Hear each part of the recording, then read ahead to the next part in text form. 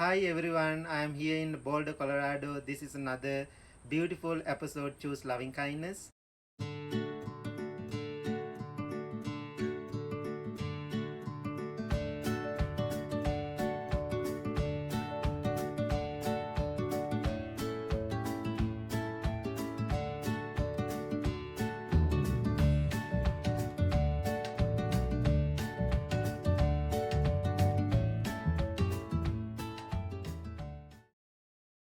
This is my second visit to Boulder, Colorado, but this time is very important in my life because it is a big public introduction.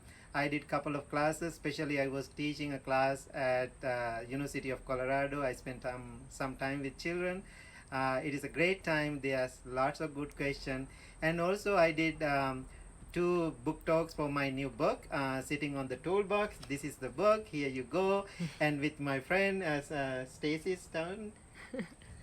Thank you, Bhante. This has been such a wonderful time we've had together, sitting on the toolbox, Buddha's wisdom for a joyful life.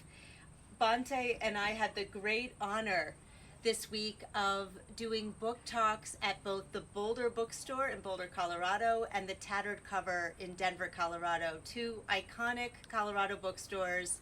And it has been a total pleasure to do that. We had so much fun. Our theme for our book talks were ask a monk anything. And the questions we got from people in the audience were spectacular. I couldn't have made up better questions myself. And since not all of you could be there with us, we thought it would be fun to run through some of the questions that we got, knowing that Bhante is always going to come with a fresh answer in the moment. It's all going to be new, right here, right now, unscripted.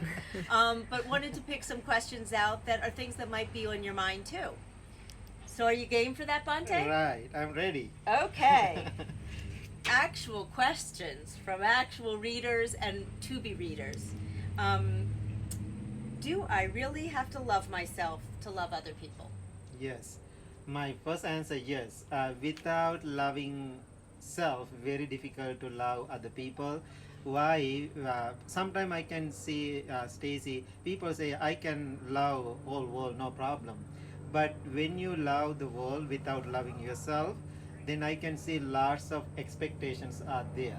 That means because of that love, you are going to hurt yourself later.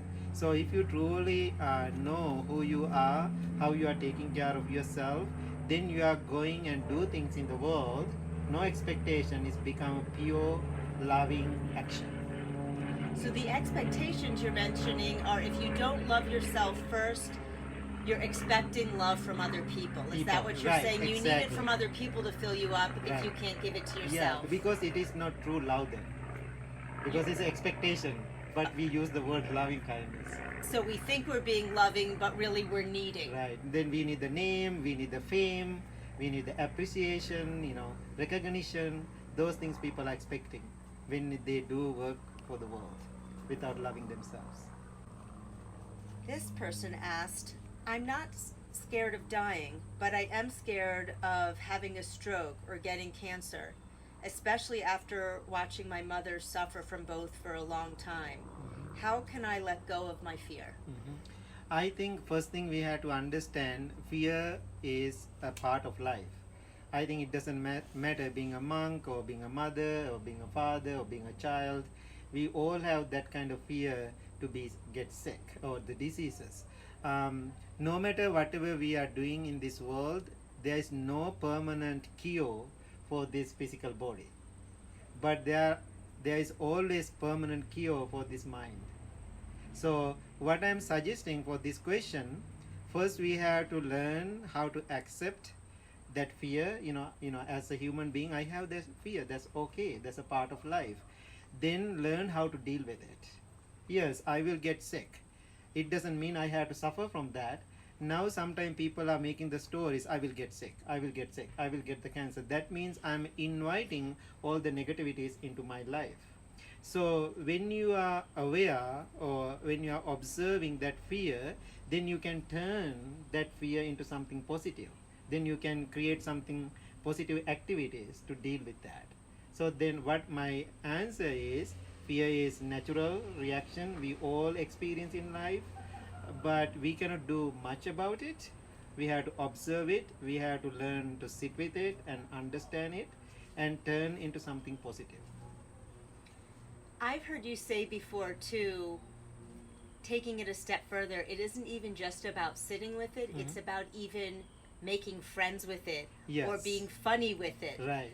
So what are some of the things you do? Yes, this is how I do. Sometimes when I have those fearful experiences in my life, I become a friend with that fear. Then I'm talking to that fear. Hi, fear, how are you doing? Today you are with me. You are going to teach me a lesson. I know it sounds like a little crazy, but it's helped me so much. Being a friend with my fear, I'm talking to them or talking to that, like as a person. Then I can build a conversation. Then I can learn something from it. Excellent. Yeah. Congratulations on winning a Nautilus Award for your book. Can you tell me, Bhante, what it means to you? I think you can talk more about the Nautilus Award, but I can tell the whole world how I feel about the Nautilus Award. It's a very special and having this award for this book. And also I want to let you know, whole world, I'm so humble to have this award. And I think I'm the first Sri Lankan Buddhist monk receive this Nautilus Award. And Stacey, could you please tell me a little bit more about this Nautilus Award? I think you have more information about it. Sure. I feel equally humbled to be sharing this honor with you, and thank you to the anonymous person that gave us this question. Because, yeah, I have long revered books that have received this award. The Nautilus Award, for those who don't know, is an award given to better books for a better world. That's the motto of the Nautilus Award. So there are books in various categories, but many of them are books for a better world in one form or another, whether it's through social justice, environmental justice, spirituality, religion. And some of my favorite authors of all time have received Nautilus Awards. None other than the Dalai Lama and Thich Nhat Hanh and Deepak Chopra and Eckhart Tolle. So forever I have looked up to the people that have earned these awards and enjoyed every book I've ever read that has had received that award. So when Bhante told me he was the first Sri Lankan monk to get this, it added a whole other dimension of joy to this project and this process, which has been a beautiful one from the beginning. And speaking of that, for those who don't know, do you want to share a little bit about the process of why we're here together? Talking about actually, this book. could you please tell the world how they can get the book first? Sure. Amazon. It's in local bookstores in some places, but since this is going all over the world, Amazon.com carries it, but also BookDepository.com is a place that you can order from anywhere in the world that does free international shipping. So that's BookDepository.com or Amazon.com. So that's where people can get it. Do you want to share a little about the story of how we came together to write this book and collaborate on this? Yeah, my good noble friends Paul and Anna, and I met. They invited me to their Boulder house. I think 2-3 years ago. I think. So then I met you at that event. Then Paul introduced me to you and to write this book, and I think that's how we came together to write this book. So when we are writing this book, I was thinking I want to bring this ancient teaching as a Western man, as I experienced as a monk, to this Western culture. That's my plan. Your influence for this has helped me so much to do a good job. Well, it's really been such a pleasure and joy. As you said, it was our mutual friends, Paul and Anna Adelino, that brought us together. And the way it was presented to me originally, as I recall it, was that Bhante was traveling the world, speaking, and people were wanting more from him. And he's this incredible person in person. If you haven't yet met him in person, please follow where he goes so that you can see him in person sometimes. But he wanted, as he was even joking recently, to have a Bhante in a box. I'm sorry, rather than a Bhante in a box, a Bhante in a book. Book, right? And so we actually spent several months together, all long distance. We met in person in Boulder right before Bhante took off to his temple in Chicago and then to Sri Lanka. And over the course of a year, we worked on this book together. The first several months, really intensively talking on the phone. I was interviewing Bhante. We were challenging one another. And the book is a mix of Buddha's wisdom, Bhante's wisdom, the wisdom and lessons Bhante's learned from people he's worked with, and also just our honest challenging of one another and comparing notes with one another about how Buddha's teachings has impacted each of us. And although many of you know much more about Bhante and likely know that he was ordained as a monk at the age of 11, we're the same age. And as Bhante was 11 being ordained as a monk in Sri Lanka, I was 11 being first trained in meditation outside Washington, D.C., where I'm from. And so throughout the course of working on the book, we talked about the fact that our lives had been so different in many ways, and yet throughout different, particularly challenging times in my life, I know, we were turning to Buddha's wisdom and looking at it differently and using it differently. Yeah, and also I want to ask you, could you please explain to people, we have like a 3 components, you know, the 3 division about the book. Maybe you can explain to people a little bit more. For sure. So that really grew out of us sort of talking about how we both applied Buddha's wisdom and how it's taught in the East versus how it's taught in the West, and who's the one teaching it. And that drew me so much to Bhante, and what makes this book really unique in my mind, because there's a lot of wonderful books on Buddhism out there, and there's a lot of very strict and pure books about the religion itself and the practice. And in talking to Bhante, he's so unique as a man who spent the first 30 years in a very traditional setting as a monk in the East, but then who's completely integrated into life. Well, not completely integrated. He wears his robes, but who in many ways has embraced, I should say he's completely embraced American culture and Western culture, and has such a connection in his heart with the suffering that Westerners have. I mean, in some respects, suffering is universal. In other respects, our situations present different ways of applying the teachings. We structured the book in keeping with what we envisioned the seeker's journey, and you always need to start somewhere. So part 1, opening the toolbox, is all about setting just a really accessible, basic starting point for understanding Buddha's teachings and the spiritual journey, and the importance of increasing self-awareness. Then part 2 is more daily tools, and it's really all about the fact that we're human and how to deal with being human. And we have sections on ego and fear and anger and grief. And in part 3, we're drilling deeper, and we move on from surviving to thriving, and that's where we get to the really juicy, fun stuff like forgiveness and loving kindness and joy and mindfulness. And the other cool and fun thing about doing this book is you can go to any section or any chapter that you feel called to. And so while if you read it in order, it'll be a sort of continually deepening understanding of it, each chapter is also designed to stand alone. So if you're really struggling with ego or having a hard time forgiving someone, you can go to whatever you're needing at the time. And as Bhante would say, the wisdom is timeless and anytime's the right time. Exactly. And Bhante, people love this title that you came up with. So why don't you speak to it's very where interesting sitting to on me, the- this title, why I call it the sitting on the toolbox. When I'm traveling around the world, I meet so many people, and also they have so many questions about life.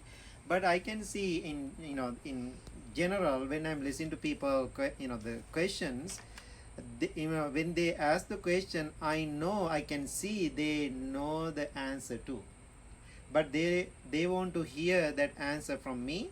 This is how I can see they have tools, but they are sitting on the toolbox. So now my point is, the writing this book, and you all born with the tools. Please take the tools out, and you can fix your own problems. No need to look for the tools outside world. And all the tools are here inside you. And we even begin the book talking about the fact that the tools, in many respects, are just our own essence and our own spiritual awareness, and that we're born into the world with this spiritual awareness, and it can get clouded over Right, and exactly. and confused over time. Distracted. Exactly. Being in this distracted world, very difficult to find that true inner Buddha nature in us. So when we have, I'm always suggesting to people, we born with it, but when we have good noble people around us to guide us, then easily we can open that beautiful nature into the world. And our goal after we write this book, proceed of this book, go to my mother's and incubator project in Sri Lanka. I want to let you know all about it too. This next question for you is, how can I experience more inner peace? So, if you want to experience inner peace, my first suggestion is we have to understand how to observe my own mind. Because we have lots of thoughts, feelings, and emotions. We don't know how to manage with them. Always we become slaves to our thoughts, feelings, and emotions. When we are closely observe our challenging, disturbing emotions, then we are not react to those emotions. Then we can taking care of them. Then we can see the nature of those emotions. They are always coming and going. Then my question is, why bother? Just be with them. And so then if we are not reacting to them, there's no problems at all. Why? You understand the nature of them, which is impermanent. So then you can find inner peace. Just wait. Be patient. Shanti. Right? That's a Sanskrit word, Shanti. Yeah, be patient. And it will come. Right, it will come. Yes. This next question is, I try to practice compassion and loving kindness. Sometimes it seems good, but other times I feel like I'm being taken advantage of. What do I do about that? Yeah, because I know people always call me Bhante Sujatha, the loving kindness monk. That's my slogan, or that's how people introduce me. And so even I am practicing loving kindness, sometimes people thinking, oh, he's very kind and compassionate person, but I'm letting know all of you I'm not. Right? Why I say that, sometimes when I'm practicing that, people think they can say whatever they want to do, they can take the advantages, they can use me. I am not. I know how to talk to people straight, and also my loving kindness practice is not my foolishness. So I, the way I'm expressing and explaining to people, we have to learn how to practice like a cobra. The cobra is always hissing, hiss without poison, or hiss but don't bite. Right? So that means I'm loving and kind. It doesn't mean people come and do whatever they want to do for me. No, I have to stand for myself. And hissing in human form is speaking up. Yeah, exactly. Is being clear, right, and letting people know when something's not okay. Yeah, you can, the speaking up, but you have to ask the question, how? Exactly. How I'm going to present it. With anger, if you are presenting with anger, doesn't work. But you can be firm and straight, direct. And that is loving kindness. Right, that's to a loving be firm kindness. and direct Right. and clear. Yeah, exactly. Clear is kind. Clear is kind. How can I forgive and move on? So why we cannot forgive? That means we, when we say very difficult to forgive you, that means I'm holding something inside me, whatever happened with that person or people. That means nothing to do with other person. Whatever other person did, he or she has to carry that karma. But if I say very difficult to forgive, where is the problem? Problem is in me. So that means I have to taking care of my problem, what I am holding and carrying in my life because of that situation. So after I see the problem is inside me, then easily I can let go that experiences and let it be. Then other party has to take care of their things. But what do you think the role of accountability is with forgiveness? Meaning, yes, if we've been wronged and we carry that hurt around, the problem does become ours. We continue to carry it around and we hurt ourselves more. But the person that did the wrong, isn't the fact whether they are accountable and they apologize or not a significant So factor? because that I can see, when I'm listening to your question, people are looking for justice for my side. And so they did something mean to me, that means I need some justice. I think, the whole world I can see injustice, but I'm always thinking I cannot take care of the whole world, whatever difficulty they are going through, but I can talk to that person. This is how I feel, this is what you did, you can stand for that, and you can express yourself, you can do everything, but responsibility is up to him, up to her. Apologizing or whatever, we cannot have that expectation that person will do, come and do it. So our expectation, if we have something difficult with somebody, that person one day come to me and sit down and kneel down and bow to me and respect me. I'm very sorry, I did something for you wrong, something wrong. Good luck. Never happened. And so more than expecting more than expecting other people come and asking the forgiveness, how about put all that energy to ourselves and understand that's the nature. Why people are doing it? Because of the ignorance. They don't know what they are doing. But I don't want to get into that garbage bin. I have to walk away from it. I have to take care of myself. That's the best thing to do. Why do I have such a hard time meditating? That means why people having a difficult time to meditate, because people think that's another job. Now think about cleaning a house is a job, go to the your job is another job, and taking care of the family members and children is a job. Then end of those jobs, how do you feel? Exhausted. So I can see people think meditation also is another job. I think it is not a job, it's a lifestyle. Just be with it. When you do something, you are sitting with your children and do something, oh, this is my meditation, and listen to them, be patient with them, cooking a meal for them. When you are cleaning the house, that's your meditation. When you are doing dishwashing, that's your dishwashing, laundry meditation. So you can bring your lifestyle to be aware about your activities and what you are doing. Then it's become a lifestyle. It is not a job. And the kind of meditation you're talking about with laundry or dishes is about being present and aware. Yeah, being present. Yeah. And yes, when I hear lifestyle, I'm hearing you say, let's bring that awareness into all of our life. But still, that's distinct from having a sitting meditation practice. Yes, sitting meditation also very important. Why we are distracted. Our mind is running all over the place. When we are doing sitting meditation, I call that's our training. Okay. We have to train ourselves. The sitting meditation is our training time. But when we are living our life, that is we are doing meditation in life, training and practice. Sort of how they say love is a verb, Right. meditation is a verb, Yeah, right? exactly. In that way too. Yeah. And actually, the fact we call it sitting meditation may have been what prompted this next question. Do I have to sit up to meditate, or is it okay to meditate lying down? Yeah, in the beginning, I always recommending, yes, in the beginning, if you are new to meditation, please use the sitting position to practice meditation. So I think that's, if you can sit on the ground, you can do it, that's great. If not, you can have like a straight chair like this and do the sitting practice. But if you are getting used to more and more with your practice, if you want to do little lying down meditation also it's possible, but I'm always asking people, please do it last. Don't go as a first, the meditation practice is lying down meditation. Because then it might become a sleeping practice? Yeah, exactly. It's, sleeping and meditation is a totally two different thing. Exactly. Right. And eyes open, eyes closed with meditation? It's whatever you feel comfortable. I'm so comfortable with close my eyes, but some people are so comfortable to open their eyes. However you feel right for yourself. Okay. Yeah. So here's our last question for today. Okay.